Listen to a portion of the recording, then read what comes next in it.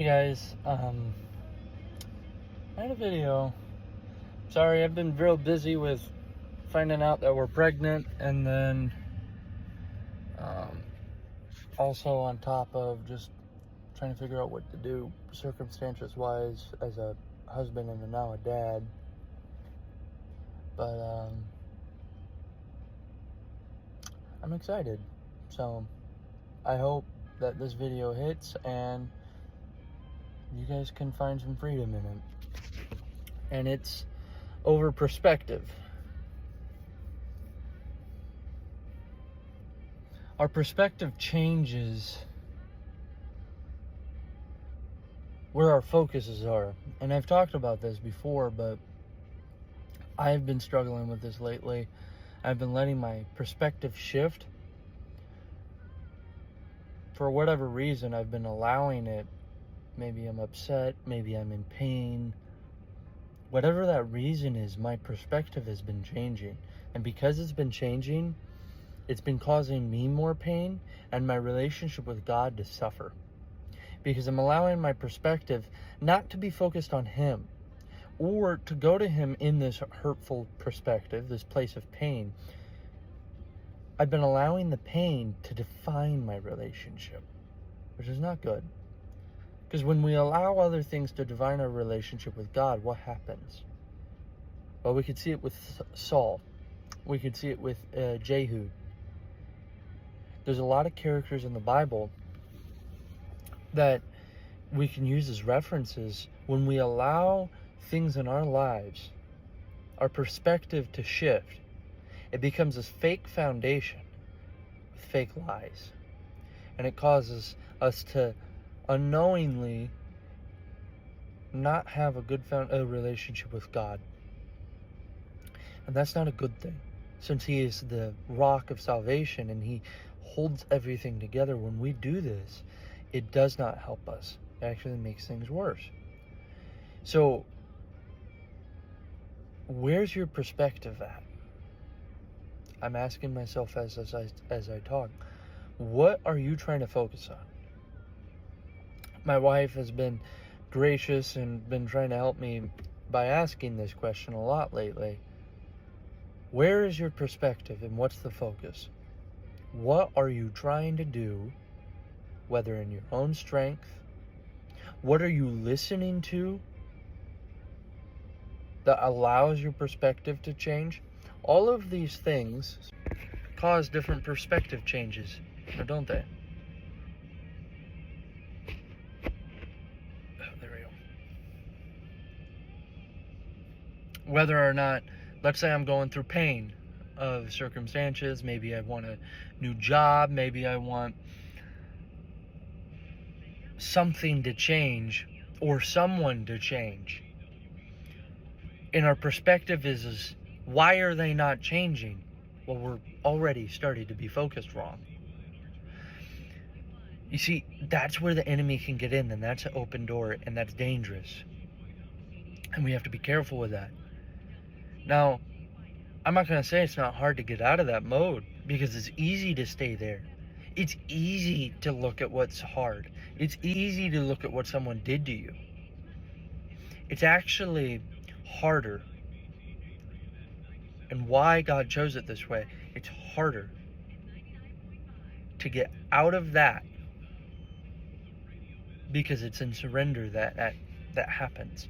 We have to surrender in order to find that freedom. We have to let go of that pain. We have to forgive. That's a form of freedom. We have to give grace. That's a form of surrender.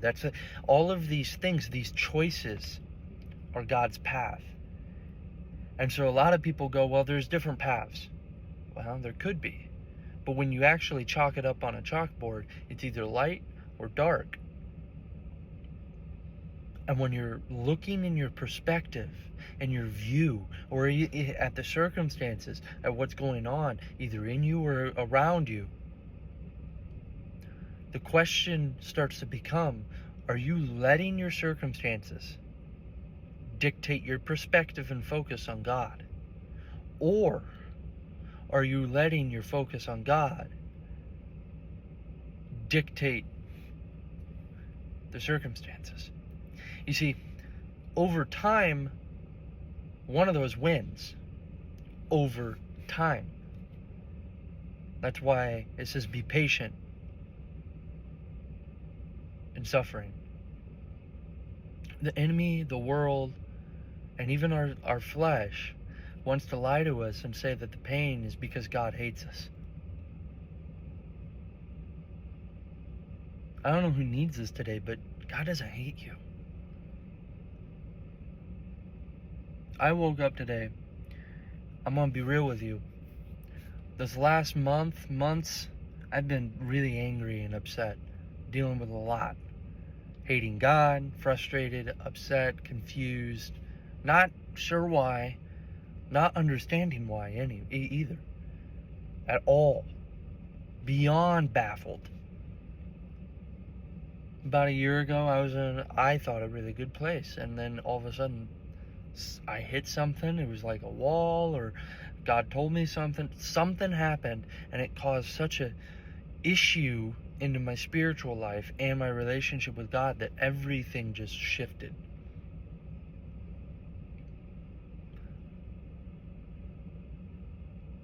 But today that changed.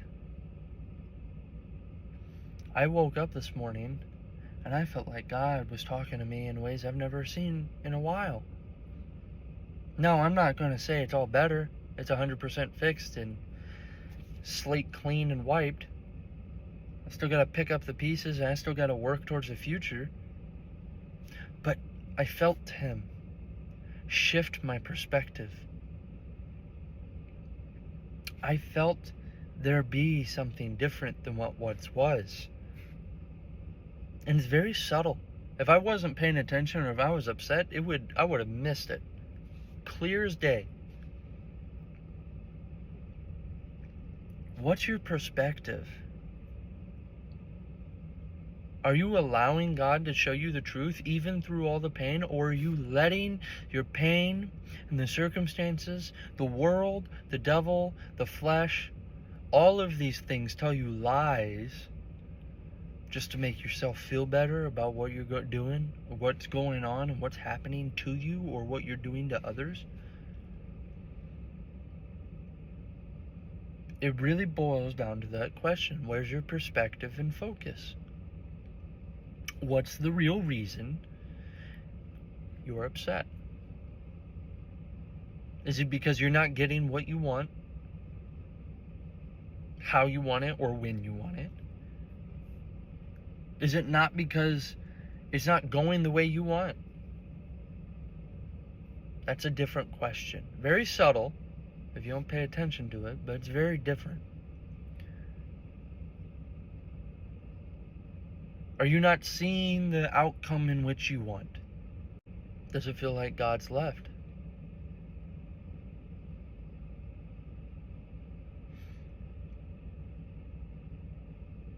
In our darkest moments and the darkest places, that's where we can experience the power and glory of God. You see, if I turned off the lights of the whole planet, all electricity, everything, and we lived in utter darkness, then faith and hope would shine like the light.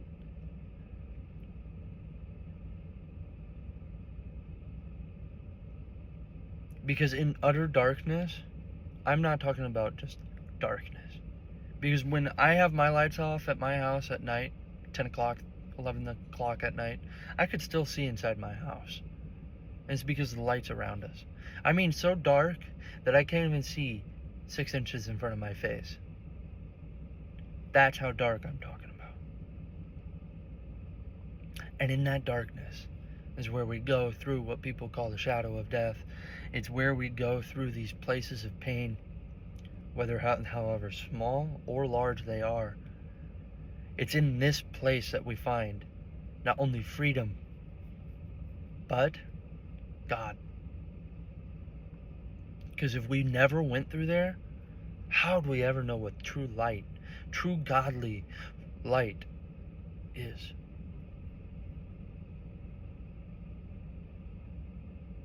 It's in that place that we get to find that.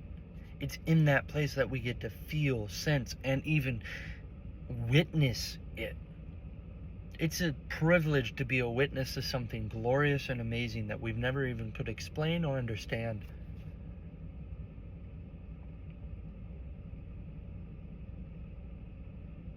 God is not left. He could be trying to expose something inside of your heart. He could be trying to help you fight something that you didn't even know you're fighting. He could be trying to work in other people around you and use you as a witness. You never know what he's doing. So why let your circumstances and what's going on around you dictate what your relationship with God is?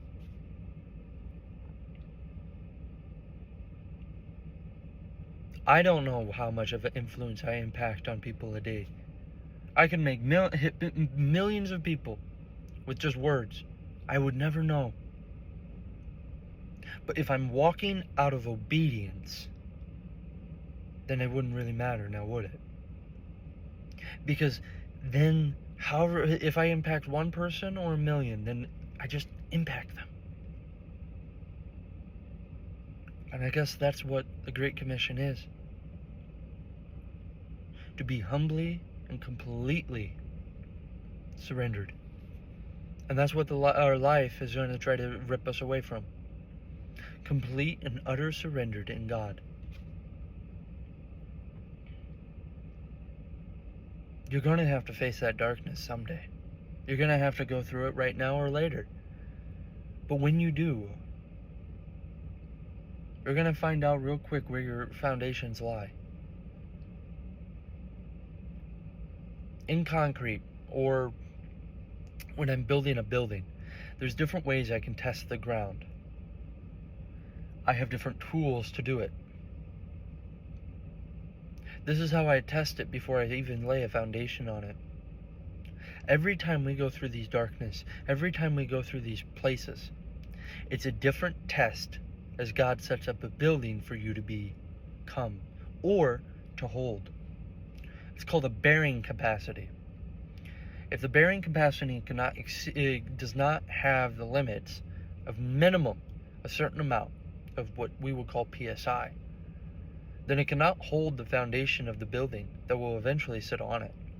The ground would sooner or later displace, which is move, from under the building, causing the foundation to sink and the building to sink.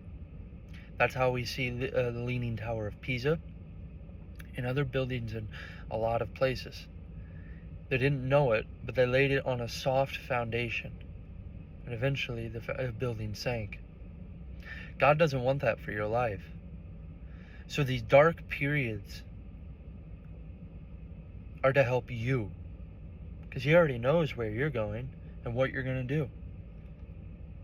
But it's giving you the application of choice and a process to refine and figure out. Like my father says, picking up the cards you want after on a 52 pickup game, picking up the cards you want, even though you might not ever know what they are. That's what life deals with, right? A deck, a hand, something that is so scattered, it throws our life into a haywire every time, dealing us a new hand every 5-6 years. But that is also a gift. It's a silver lining. I know most people won't look at it like that, but the silver lining is this. You get to experience God in a new way. You get to see life in a new way. And you get to experience God's glory, mercy, grace, and love for you and to others in a new way. That's powerful. Without that change in the world trying to come up against us, we would never get to experience God. So be grateful you have these trials. Even if it exposes things that you thought you were better at. Because what it shows is a path. Where's your perspective? And who is it on? Is it on you and what you want? Or is it on God and what He can do?